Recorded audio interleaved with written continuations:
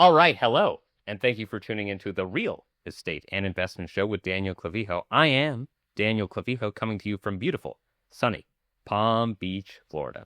What is the Real Estate and Investment Show, and who am I, you may ask? Well, our show wants to focus on the experience of amazing people in the real estate and investment space and share their knowledge with you, our wonderful audience. I truly hope that together we can spark some ideas and inspiration for you wherever that may be.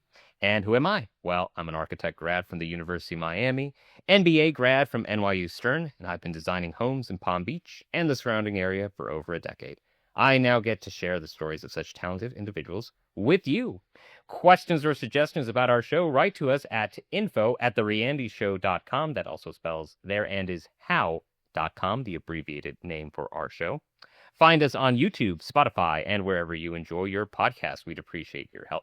Like, comment, follow, subscribe, and above all, share with your friends and family. It is thanks to you that we will be able to grow and bring you high-quality content and guests in the real estate and investment space. Speaking of which, we have an amazing guest with us today. He is a real estate agent with over 20 years' experience, first in his native Richmond, Virginia, and more recently, now in Palm Beach, Florida.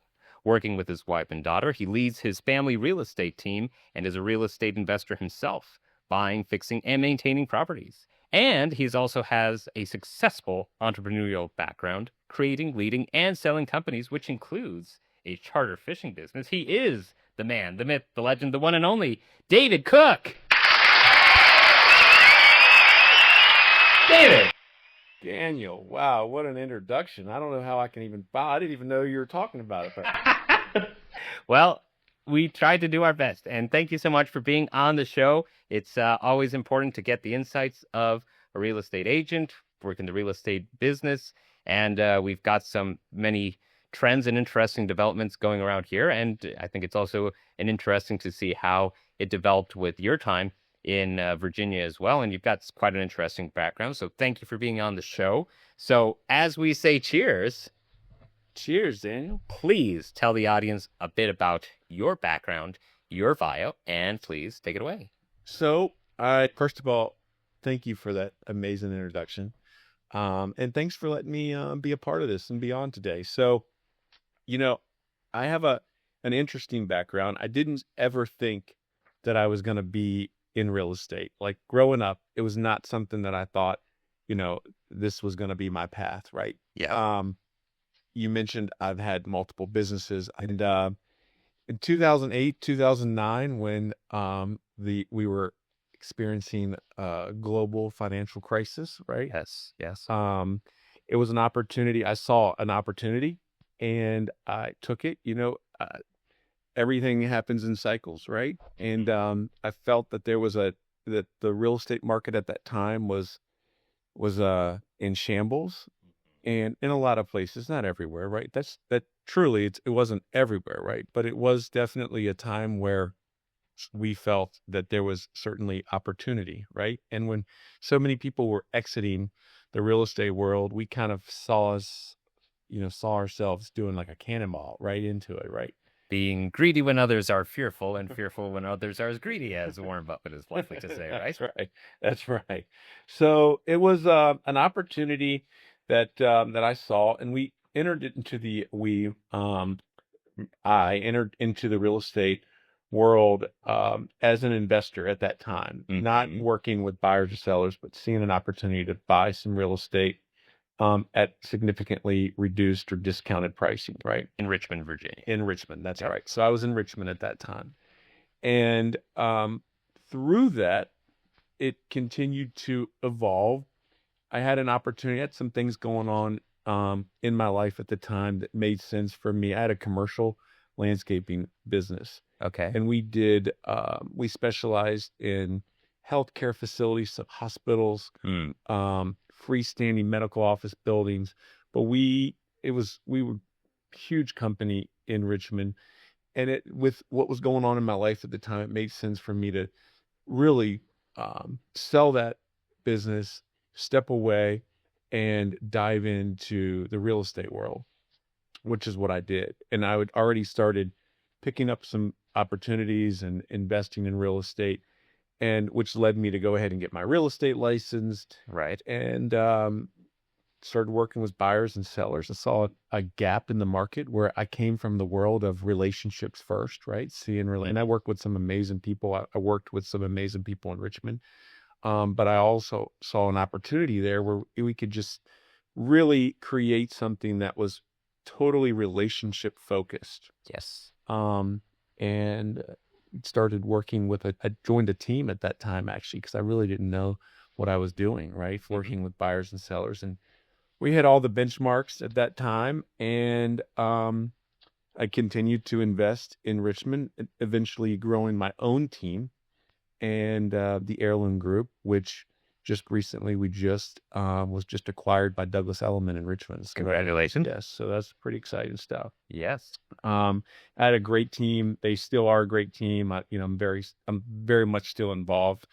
And it's been a great journey. And that's I saw that 2008, 2009 downturn was an opportunity, right? Profit isn't what you pay for something, not what you sell it for, right? Yes. As the other quote goes, price is what you pay, value is what you get. That's right. I think that one's also attributed to Buffett, but it might be Howard Marks. But it's definitely an interesting way to take advantage of those opportunities. Now, when you were starting for this real estate development, these were residential properties, I'm guessing, correct? All residential. That's right. Gotcha. And when you looked at that, what were some of the key features that you saw, aside from the great opportunity for value and price, that you saw made these properties worthwhile as a venture to go into? That's a good question. So everything happens in a cycle. Yep. And I saw an opportunity at that time where I don't know that we were ever going to see prices. I don't think we ever will see. And at that time, I was thinking to myself that I didn't think I'd ever see real estate prices as low as they were during those few years, right? And at least at the moment, that has been true, correct? Right, that's right. Up to today. Right, that's exactly right. We have so many checks and balances now that I still don't think we could end up where we were at that point. Right. But I'm also an optimist. So I would say that we working during that time and seeing real estate at the prices which you could buy a house. I remember being in the city of Richmond on a street that is a great street. At the time, it was a good street. It's a great street now. And standing in front of a house that the bank was willing to let go for like $32,000, right? That was occupied. Wow. With a tenant. We saw a true opportunity there, and we took advantage of it, right? And that was, I didn't necessarily, these properties it wasn't something I was going to, in today's world, I wasn't posting these as properties that I own on social media, right? It wasn't right. I wasn't proud of. Well, social media wasn't even that big of a thing at that time, right? I guess it wasn't even a thing, but it wasn't anything it wasn't this amazing, glamorous portfolio of real estate, right? Right. It was truly, they were rough houses in great locations, and there was an abundance of them at that time, and I took advantage of that. We purchased several properties over those couple years, and really at that time I didn't know what I was going to do with them. They were occupied, they were tenant occupied. We kept the tenants in there, low rents, but you don't need to rent it for so much when you've got $17,000 invested in it, right? Yep. And we really were going to just ride it out. And we did for a long time. And then in 2018, 19, 20, I knew what was coming, right? I sold most of the real estate prior to COVID. Yes.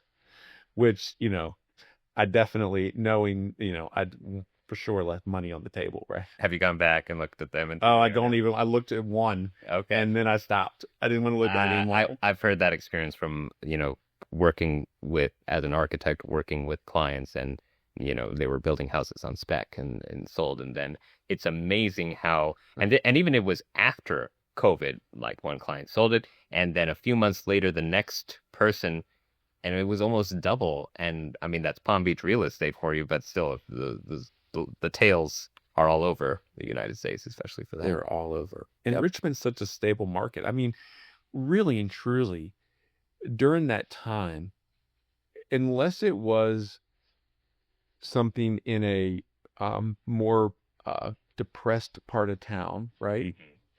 Or a community that was like a planned community with multiple national builders Right. that had 20 specs up at that time, right?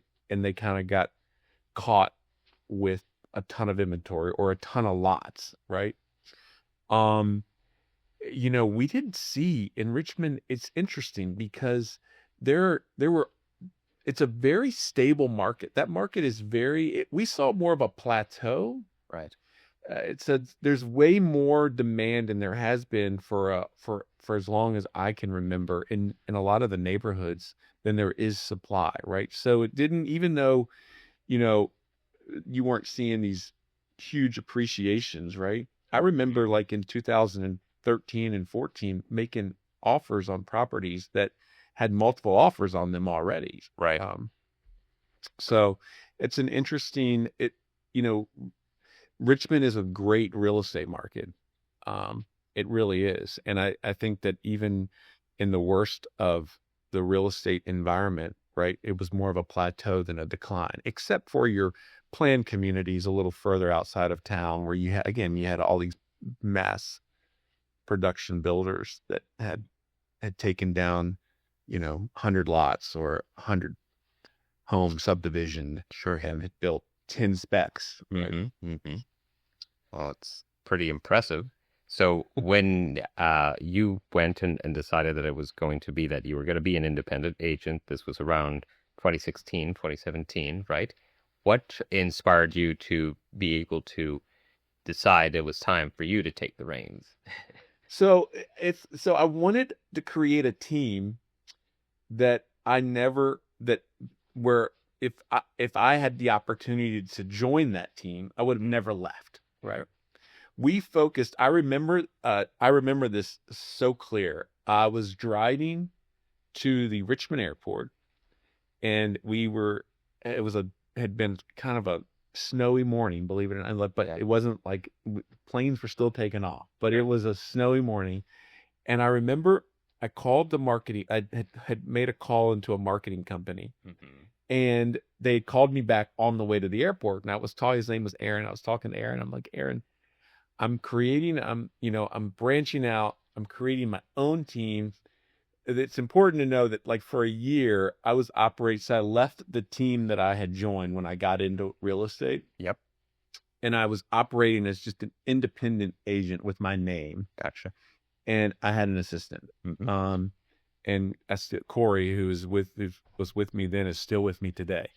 And so when I had decided I was going to create a team, Mm-hmm. I didn't want to create a team using my own name because I wanted to hire and seek the best talent that was in the industry in Richmond that could get behind one unified team that everyone could own, right? You could have ownership in it and no one even know what my name was, right? And your clients would know you and they would know the team you're with, right? Mm-hmm. I always think about, if I were giving out bumper stickers, right, to my agents to put on their car or to or if I had an agent on my team that was handing out a bag with our name on it, right? Yep. Is that agent going to want to hand out a bag with my name on it or their name on it, right? Yeah. So I'm in the car, we're driving to the airport, it's snowing, and Aaron calls me back. And I said, Aaron, I need a name. I'd like to have it by the end of the week. And I'm visualizing maybe like a lab holding keys in its mouth. Mm-hmm. And, but it's really important that I get it right now. He's laughing at me on the phone. I'm like, well, he's like, I don't think it can happen that fast. I'm like, what? we've got a lot going on. I had just hired a buyer's agent. I wanted to get things in motion. So a year and a half later, Oh boy. we were able to we rolled out the Heirloom Group, with the logo, the branding. And the craziest thing is that the marketing team had pitched the name Heirloom to me as one of the first names ever. And I was like, no way. No one can say it, right? Yeah. And much less spell it. Right. What are those tricky words? That's right. That's exactly right.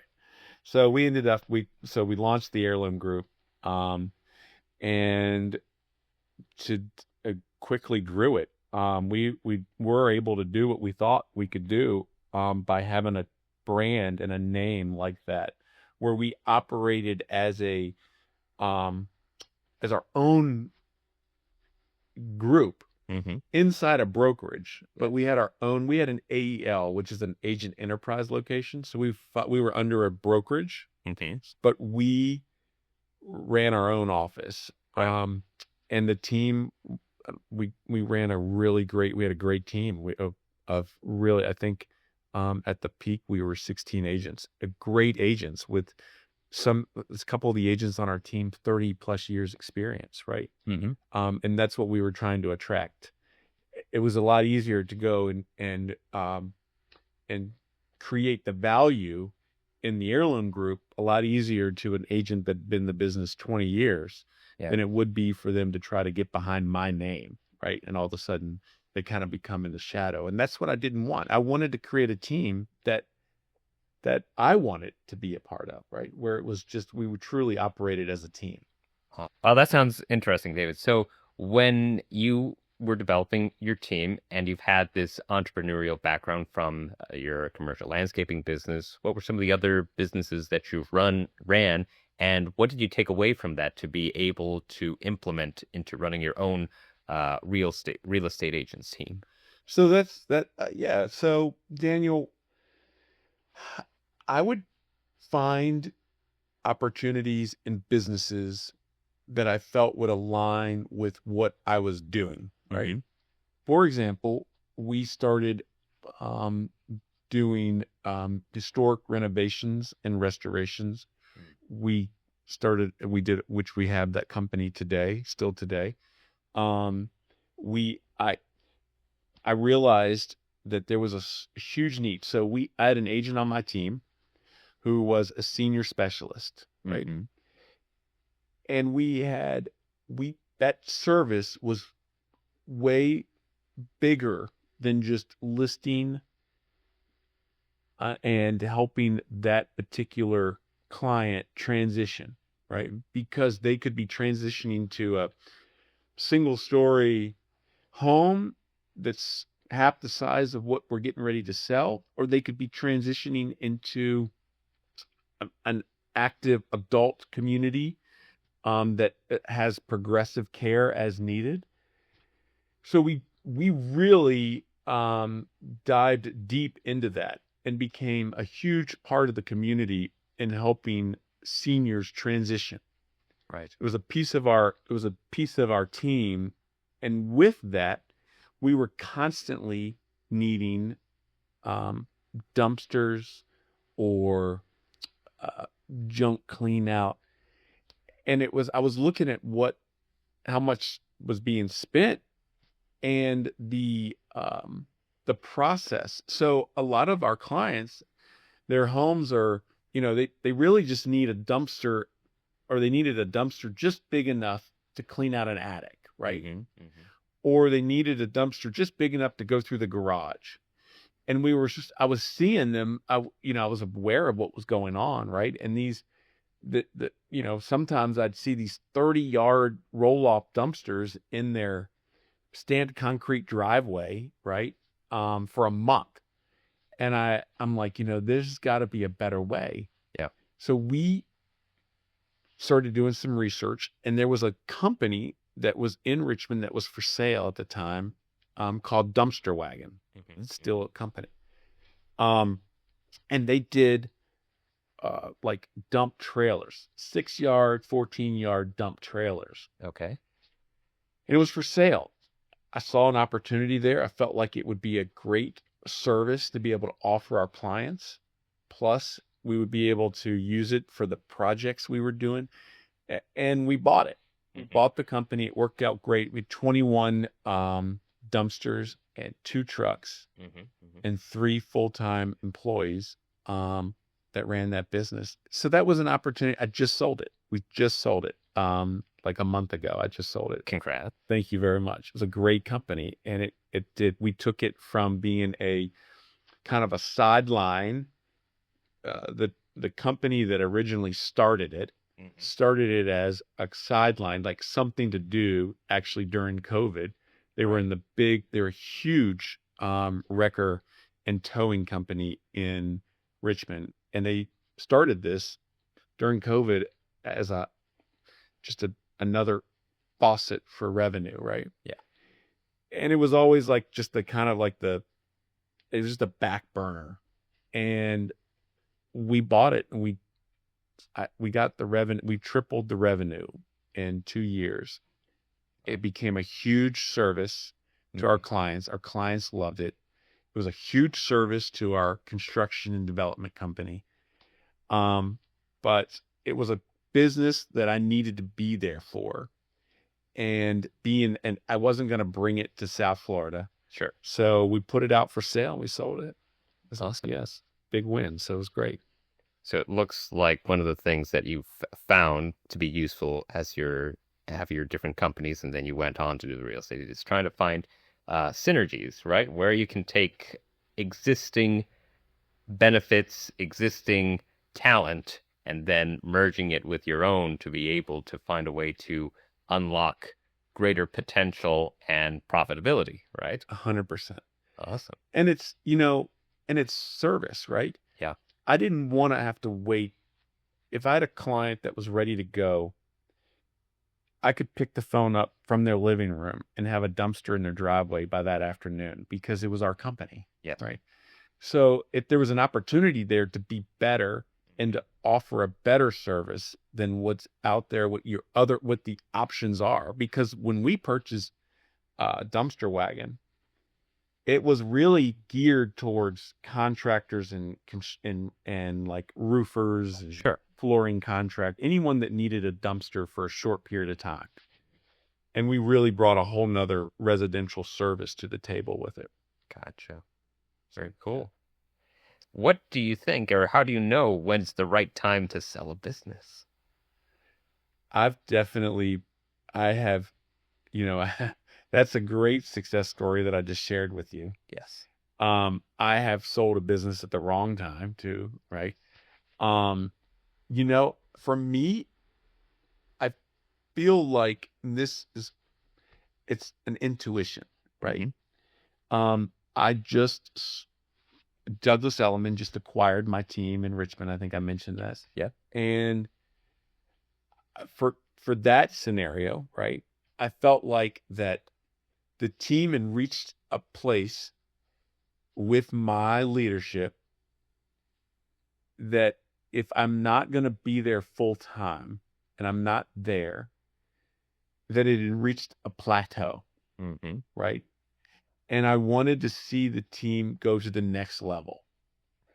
And they needed a local presence, a local leadership. So that I felt that was the opportunity to sell the team at that point, and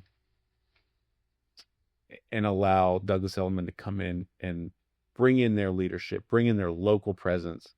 They weren't local like DC. They didn't have a Richmond presence. Gotcha. We became their Richmond office, but local leadership and take the team to the next level. Same thing with the dumpster business, the dumpster wagon. It was an opportunity where now, we had created the revenue, we were generating income, and it was time to sell it. We'd done what we needed to do. So for me, it's more of intuition. And did it do what I needed it to do? And does it make sense at this time for me to, move on to the next thing? Yes. Free up my resources, right? Exactly. Something else. Gets you the opportunity to find another, even more profitable opportunity or venture, which is great. And I'm looking at something right now, and my wife is like, we're in such a good space right now. You've some time back. She's like, why are you doing this? I'm like, I can't stop. Why complicate your life? Right. That's what The eternal question, David, that we right. have to ask ourselves all Exactly days. right. So, when you decided to come down to Florida, now switching gears, what was the idea behind that? What intrigued you about coming to sunny South Florida? Well, it is sunny. Yes, it is. I will tell you, my wife loves New York, and we were walking through Central Park Yes. 3 years ago, Mm-hmm. and we're discussing goals. Both of us jotting down goals, talking about personal goals, talking about, the goals that we want for our family and our future. And one of our goals was to be in a position to where we can take what we've done in Richmond, Virginia, and bring it to South Florida. And that's a pretty broad goal, right? There's not a lot. There wasn't a lot of detail ironed into that, right? Sure. But that was a goal. And then that was a year before my mom passed away. So my mom passed away 2.5 years ago. And it feels like it still was yesterday, but that April, my mom passed away in January. That April, I was driving home from the office, and Sydney, my wife, called me and said, I think it's time to go ahead and pull the trigger. Let's move to Florida now. And she's 7 months pregnant. Oh, So I didn't know if maybe we needed to sit down and talk about this. yeah. 7 months pregnant, right? You never know. You never know if this is a real thing. And I said, are you serious? She said, yes, I'm serious. So we were already planning. At the time, our boat was in Alamorada, and we'd already planned a trip to Alamorada for over the 4th of July weekend. Mm-hmm. And we were coming down anyway. So we just extended our stay, and we said, we'll drive up from the Keys after the holiday weekend, and we will explore a little bit of Broward, but then we came into Palm Beach, and we started to explore Boca, Delray, West Palm, Palm Beach, all the way up into Jupiter and Tequesta, learning the area, right? And I'd already known the area, so I was working with investors already. I mean, this wasn't. It was a very impulsive decision to start the thought process of moving at that time. Yeah. But it wasn't impulsive to like where in Florida, right? I'd already started to build. I'd for several years been building a book of business in Palm Beach County, working with investors from outside the area. So I was already familiar with the real estate. But the idea of moving here and my team in Richmond and trying to figure out how that was going to work that had not started to process until that trip. So we're driving up, exploring all the areas. We stayed here for a couple days, and I remember the first thing we'd have to do is find where we're going to live, right? I remember driving on our way to look at the first house, and I canceled the showing on the way. I said, Sydney, we're not doing it. Like, let's go back, sit by the pool, enjoy a few days in Palm Beach. We're heading back. Well, as I'm canceling, I see the agent's car. Oh boy. In front of the house. So I'm like, I can't do it. So I canceled it. I called her right back and I said, Kelly, are you there? Are you at the house? And she said, yes. I said, never mind. We're coming. Well, that ended up being the house. Well, there After you go. 8 Perfect. houses over a couple of days, that ended up being the house. But it was that close to not happening. I remember praying to my mom saying, if this is supposed to be happening, there can't even be like a minor pothole in the road, right? Yeah. For me to know that this is the right thing to do. And it wasn't. Literally, we locked that house down, came back, drove back up. I flew back. I was thinking maybe we had our car here. We flew back to Richmond. Yep. Listed our house in Richmond. Sold it that weekend to the neighbor. and they needed to be in like 3 weeks. So we made a decision at the July 4th weekend, and by August 1st, we were full-time Florida residents. Everything fell into It place. fell into place, yes. That's when you know it was right? Absolutely. That's great. And in your time here in Florida, and now that this has been your main area of focus, what do you find as differences between your clientele here versus Richmond, and what might be some similarities as well? That's a great question. It is very, I don't think it's very different. It's completely different. The level, I mean, you're just dealing with a whole different, it's a whole different culture. It's a very, with South Florida where we are, Daniel, it's like there's a lot of personality from all over the country here, right? Yep. There's a lot going on. There's a lot of people from everywhere. And which for me is exciting. Like, I love that. I love working with people with all kinds of backgrounds. What is so interesting here, and not to get off subject, is it drives me every day to work as hard as I can, because you're around so many amazing, talented people. And there were such great, talented people in Richmond too. I'm not saying anything to sound negative about that, but the level at which there's so many people here that have done so many different things in their life to get where they are. You never know what someone might have done to create the success and have the successes that they'd had, right? And to me, that's just so what is the word I'm looking for? It drives me every day to be the best I can be and to work hard and know that it's achievable, because you're around people every day that are doing it, right? So, not to get off subject, I would just say that it's different in the fact that this market, everything from the contract is different. The process is so much different from, I will say one thing, dealing with HOAs here is a whole nother, like you should be able to get your real estate license, and then you should have another license to be able to deal with an HOA, right? Yeah. Because they have so much control here.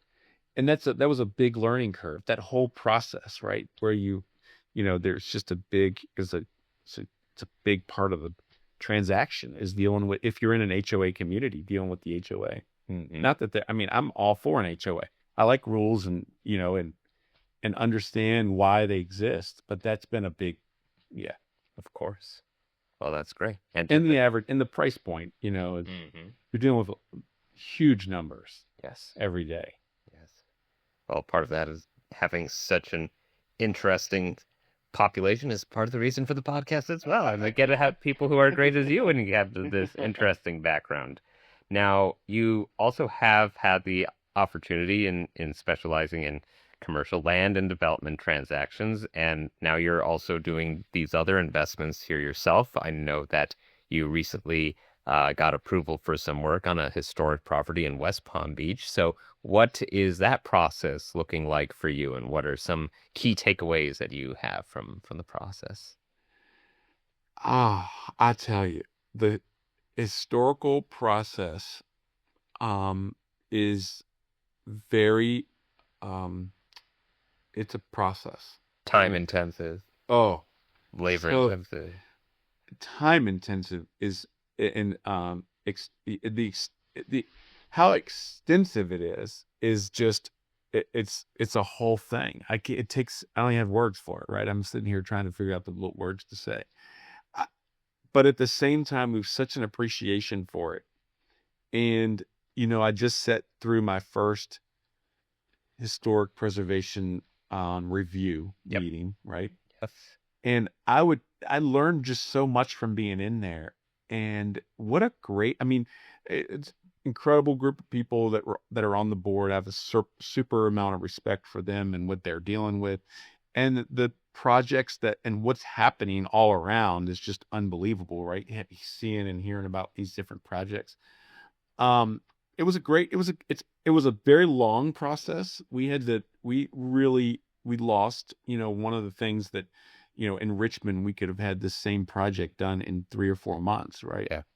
I think that's one thing that a lot of people are very surprised and don't understand coming into here to South Florida, and specifically Palm Beach and West Palm Beach. I've heard also Coral Gables is extremely stringent on their requirements, but yes, the permitting process definitely takes a lot of time, for better or for worse here. It does. It did. We purchased this property in August of last year. Oh, wow. And we just received our approval last week. So we're off to the races now for permits. I think that it's going to be an amazing project. We are beyond excited for it. We bring a whole different, what's so exciting for me is I haven't seen anyone else doing exactly what we're doing. There's plenty of great developers and great builders that are, doing from the knocking, non-historic homes down and doing new construction from the ground up. Right. There's great guys that are doing these great renovations. But to truly go in and preserve and bring the historical elements into the new, we're not seeing. I'm sure it's there, but we haven't seen it, right? And we're very, very excited for that. I mean, I'll say this: I've seen it at much higher price points, right?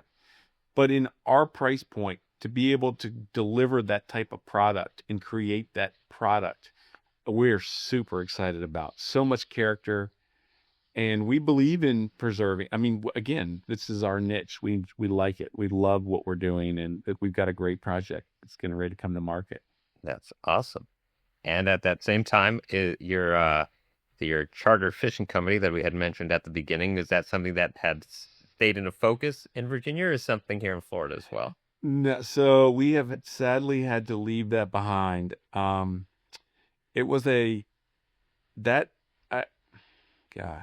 a passion. Yeah. I love, if I could be on the water, that is one thing, that's where I want to be all the time. There's just something about it, just staring at it, right? Being on the water. I love it. It is definitely an outlet. But no, sadly, that was, what's crazy is, we had our boat in Alamorada. Yep. And that was our last spot where we were that was going to be the new, we felt there was an opportunity there, right? Yep. Of course. And when we decided to move, so we are the only people that I know of that moved to South Florida and sell their boat. Okay. So we did. And that was kind of the end. There's a part of me, we really had fun with that. That was more of a hobby than it was a business. But it was so much fun. And, I hope that my son, he's 16, he's got a passion for fishing. And I could see him doing something with that in the future again. Awesome. So, well, it's a perfect place for it here, right? It is 100%. And I've got great friends. I've got several captains that, that we stay in touch with, and we've got some great friends here, some great people. It's a great industry. And in going back to the real estate here in Palm Beach, any trends that you have seen? How do you feel that the market is right now, including with so much of the geopolitical uncertainties that are going on? What do you find people are telling you for now with the market, or what do you see? You find yourself, you can't listen to everything you hear, because just like we talked about at the beginning, when I got into real estate, Daniel, I was doing 4 to 5 short sales a month. It was a niche, right? I found an opportunity with that when I was working with buyers and sellers. We were doing short sales. We could do them in our sleep. And there was an opportunity there. So when people in any real estate environment, I think that there's always business to be made, right? And to be had. So, you know, you've just got to be careful what you listen to. I think the real estate market is I think I'd like to use the word vulnerable. Yeah. Right. I don't know. I feel like, I'll tell you, I'll speak, I see prices holding, right? We're not seeing any prices. I mean, I actually have seen in several cases, prices continue to go up. Yeah. And I think it just goes back to location. Mm-hmm. Mm-hmm. And that's, which it always has. It's always been about location. We're continuing to invest and do projects. So I feel great about it. I think that there's so many amazing things happening right here in town that, business is coming here. We've got, my sister is the CNO at the new Allen Miller Hospital that just had the ribbon cutting 2 weeks ago or last week. Nice. And just the amount of jobs that hospital, I mean, there's just so much going on, right? Right. It's really it's a lot going on. It's just a lot of opportunity. Very cool. Well, we'll see how it continues to develop, right? That's right. It will, as you say, as you mentioned, everything goes in cycles. That's right. It's interesting because as I was reading this article the other day that in the first quarter of 2026 that we have the highest level of foreclosures in the United States since around COVID time, February 2020 is what they came out. And, it's interesting and we'll see where it goes. But, one of the things that the article was mentioning is, of course, there's the AI boom and how that affects people and their jobs and everything. Although, I guess real estate agents are somewhat secluded from that at the moment, right? At the moment, that's a thing though, Daniel, like who, I just heard, I have a great client who was with the Martin Agency in Richmond, a big marketing company, and he'd been with them forever. And, they did 3 layoffs over the last 6 months because of AI, right? So it is a thing. I mean, it's definitely, I don't know how where does it go and how does it, I don't know that I'm smart enough to discuss that, but I'll say that, it's definitely definitely a thing. It's happening. So there's a lot of information that's available to whoever now, right? Mm-hmm. Yes. It all depends on how you use it and take advantage of it in what format, right? In that article, did they mention where they were? Because I feel like we haven't. Yeah, I stay right on top of that, and I feel like we haven't seen that. Well, it's like you say, it's all about location, right? In the article, it didn't specify, I believe, any certain locations of the United States. It was just a thing of the United States in general. There, for example, there was another article that I read a few weeks back saying how specifically commercial office properties what's the word? It's tangential. It's it's one in however many thousands, but there were properties that were selling for 90% off of what they had recently sold off not too long ago. They were probably valued at billions and sold for pennies on the dollars at millions. And of course, that is all attributed to location. You've got an aging building, no tenants, no anything. Compare that to New York or Miami, that probably doesn't hold because they have still maintained price and everything. But it all depends on, I think, a mixture of population growth as well, which is just something with demographics. But right. It's interesting. All right, David. So here's a question that I asked everybody on the show. What has been your best investment personally and professionally?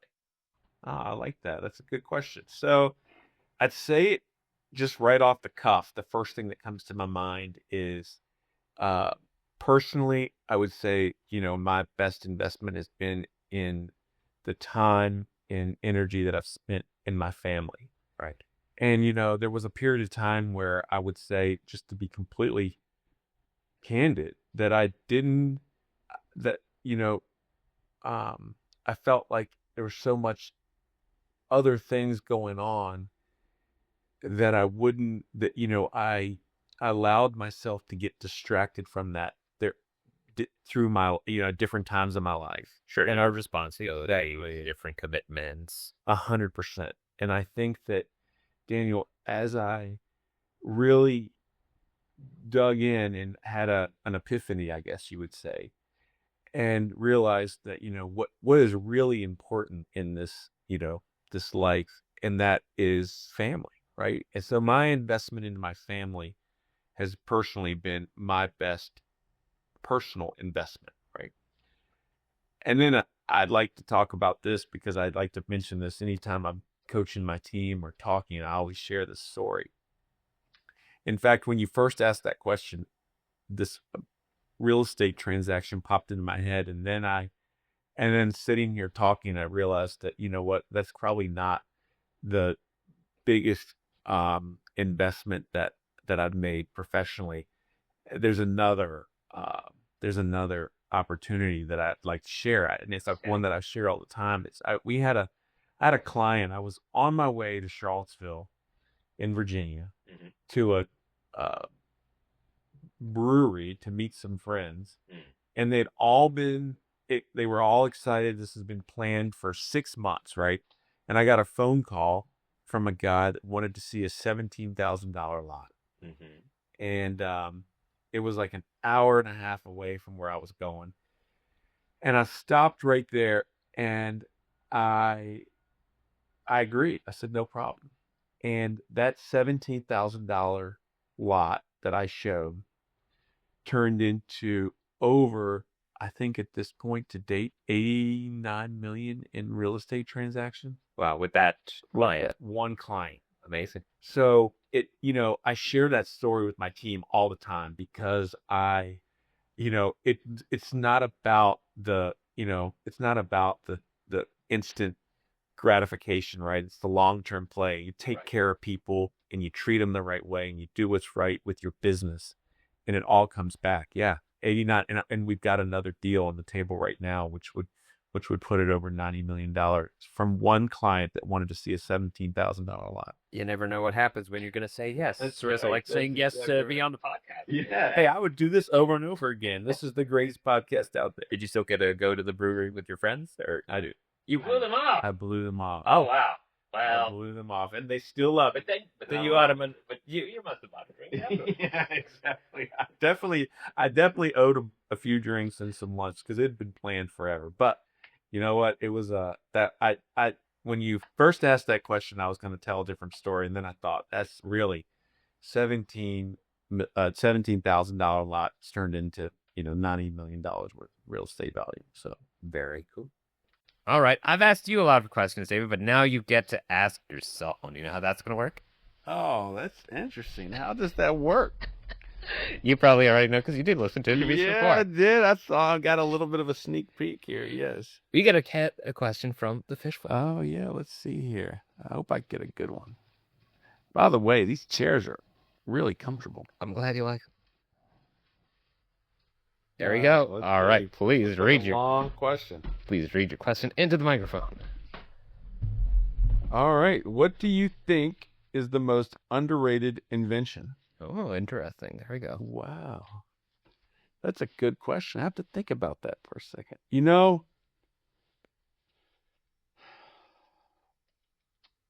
Something we don't talk about very often?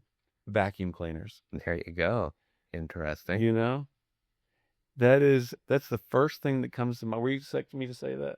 No, I'm not a mentalist, but I was interested to see what do you think? Do you really hear much about a vacuum, like where the vacuum cleaner came from? Like not a lot. Although I will say that there was, for example, that reemergence with Dyson and how he as an inventor, like he went so in to develop the new form of the vacuum cleaner and really you don't, you've got your traditional vacuums from before, Oric and all that stuff. And then you got Dyson, and you haven't really seen a new invention to that afterwards, but, he just put so much time and effort into figuring out how to make a better vacuum cleaner. And it's like super expensive, and he was able to then develop that into air dryers and other things that are with the air, but... That's actually such a good point. My wife uses that Dyson hairdryer, right? Yeah. And she said it's the best hairdryer she's ever had. What a great, I mean, he's certainly been, a leader in in that whole platform. But you don't really think, you think about how much we depend on. I see one every day. I see it. I think in real estate, right? We use a vacuum cleaner. We're always looking for the vacuum cleaner. Yeah. But you walk by them every day, and you just don't. I appreciate, thank goodness for the person that wanted to, take it to the next level from the broom. Absolutely. I guess I'll have to ask, home vacs like that are the tubed and all that. Oh, your opinion? What's your opinion on those? When I see one, it makes me think 1990s. Right? Yes.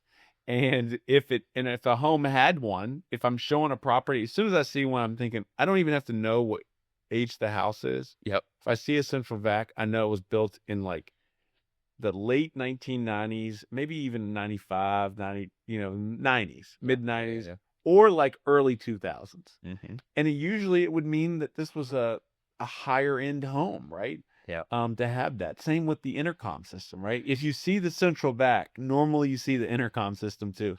And if you get real fancy, you see the wall unit in the kitchen where you could put the CD in, right? And it would play music too. Yes.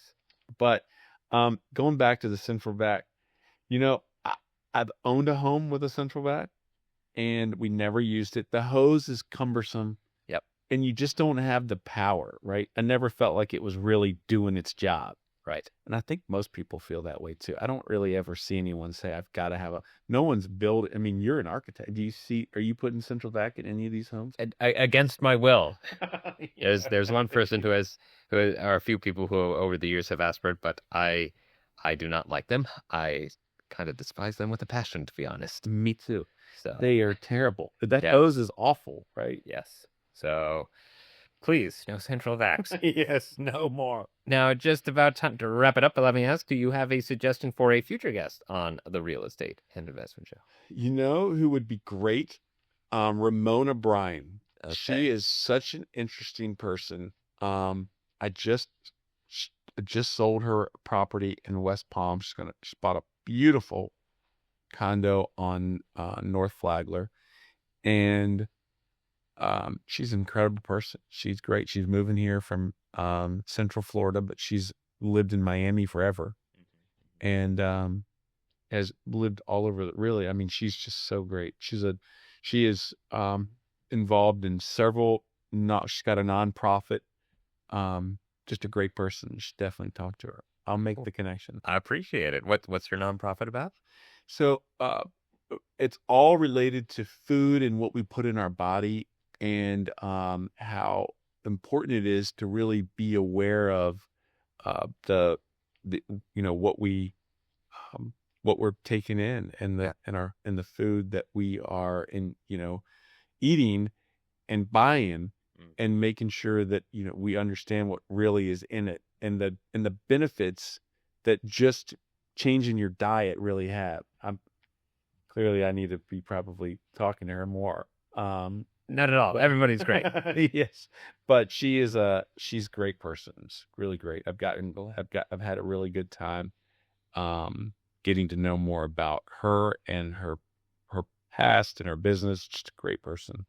Very nice. Always interesting to bring the investment into one's health, and we'll look to add them to the list. You had also been mentioned to me before of someone else you were talking to over at the Nora. What? Oh yeah, that is. So Francis is a great guy. So Francis's story, and forgive me, Francis, if I get something mixed up. But he originally was hired when the Royal Poinciana was being all redone. Yep. And he leased out and was a huge piece of that puzzle, getting all of that what you see today there, and leased with great tenants. Brought a lot of that retail in. Yeah. And then with Nora now, which is what a great project. What a great project. Have you been over to Nora? I've toured it, not very in depth, but yes, I've seen it and I'm kept up with some of the stuff. It's a great project. So much. It is definitely going to transform. And if you're on the island, you go over the North Bridge and you're there, and I think that's their thought too. It's right there. But I was in the Francis is a great guy. So he's there. He did the Roll Point Sienna. He's now leasing out Nora. He's an really interesting person that I really have a lot of respect for. But I will tell you a funny story that I recently moved here. He was one of the first people that I was trying to learn as much as I could about all the new development, right? Gotcha. And we're sitting in his gallery where everything's being done for Nora, and he's asking me some questions about my past, and he looks over me and he says, "Why did you move here?" I literally thought I was going to start crying. And he's like, "Why did you move here?" And I explained to him. He's like, "That sounds like career sabotage." He's like, "You had everything going for you in Richmond and you wanted to redo it." He's like, "You'd gone through all the pain of building your name and your business, and then you just walked away from it and wanted to do it again." And, at first, like I said, I thought I was going to crawl into a hole. When I was hearing that and walking away after it had settled in, I'm like, yes, I am. I enjoy the process. I enjoy the journey. Right. And we're having fun. We're having fun, Daniel. We're meeting some of the greatest people. We are like Francis. What a great guy. I learned so much from him. Right. We've got some amazing friends, and it's just been fun. Right. It's been fun. The journey, there's pain, right? There's definitely pain. And I'm working harder right now than I think I've ever worked in my whole life. But, it's all for the good. Absolutely. And it just goes to show how much of a determined and passionate person you are with your career and your businesses. And we know that you are a very busy man. So we thank you so much for taking the time. And we're going to give you the time for the shameless plug. What is something you're working on right now, David, that everybody ought to know, and where can they find/follow you? So we are working right now. We've got our project going on in Prospect Park, just north of Southern, just south of El Cid. We've got another project that we're getting ready to start in Soso. And please check us out at David Sells Luxury on our Instagram. I am just getting into the whole social media world from moving here and really trying to get people to know who we are. So we're always looking for followers. Yeah. And our marketing team tells me that we don't have to, the followers are great, but the views are even better. So check out our stuff. But we'd love to meet and talk with anyone looking to buy or sell or just connect. So thank you, Daniel. This has been amazing. I can't even begin to thank you for, creating this. I've watched all your episodes. I'm a huge fan and of your work. And also just like your work that you do. You're super talented. And this is an honor. So thank you for, allowing me to sit here today. I appreciate it, David. Thank you so much. I want to thank you so much for your time. I'm going to give you another big round of applause. Thanks so much. That's right. Thank you for sharing your journey, your experience, and being such a wonderful guest, David. Thanks, Daniel. Thank you. Absolutely. And thank you so much for being here with us. Join me again next time with another amazing interview on The Real Estate and Investment Show with Daniel Clavijo. I'm Daniel Clavijo. Till then, stay awesome, everyone, and God bless America.